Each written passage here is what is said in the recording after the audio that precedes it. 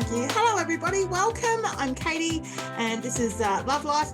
And I apologise for the delay getting started. We've transitioned to Zoom, and I had to sign in on my laptop because for some reason it wasn't signing in through my other account. So that's okay. We're here now.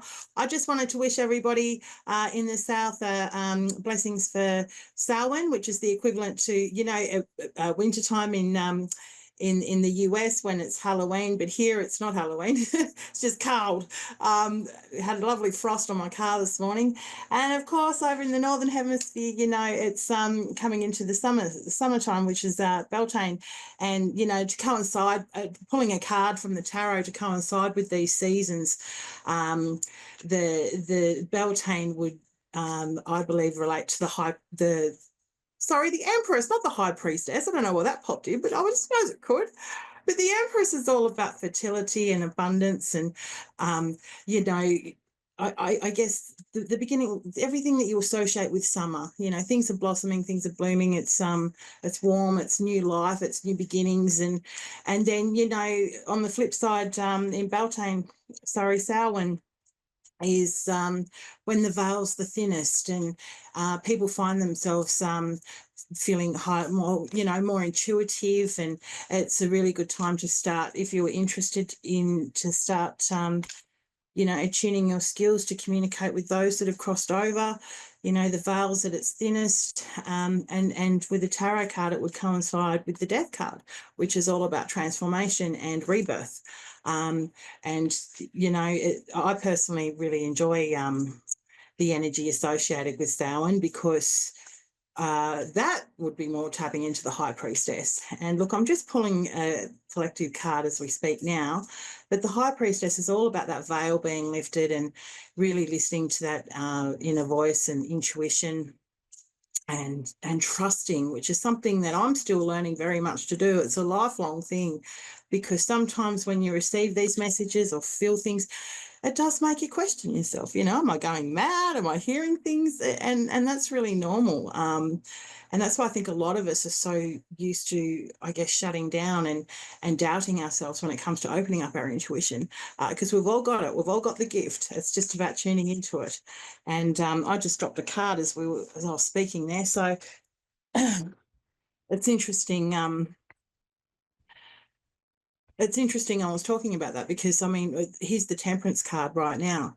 And the Temperance card is all about, I guess, finding balance and being able to rationalise logically, but also as well as trusting yourself and trusting that the things that you're receiving and seeing and feeling. We see signs all the time. People see them every day, and they don't even know that they're seeing them. And I was talking to someone the other day, and they were saying, well, how do I know? How do I know when my loved one on the other side is trying to contact me? And I said, well, it's just, you see little signs, you see coins, you see feathers, you hear a song on the radio, you might smell something, might just feel that little shiver, and often we just rationalize it as putting it down to coincidence or whatever. But I'll tell you what, I've seen and heard too many things that go beyond what coincidence could be. And I rationalise with a scientific mind, because I'm studying psychology, and that's all about having, irrefutable evidence and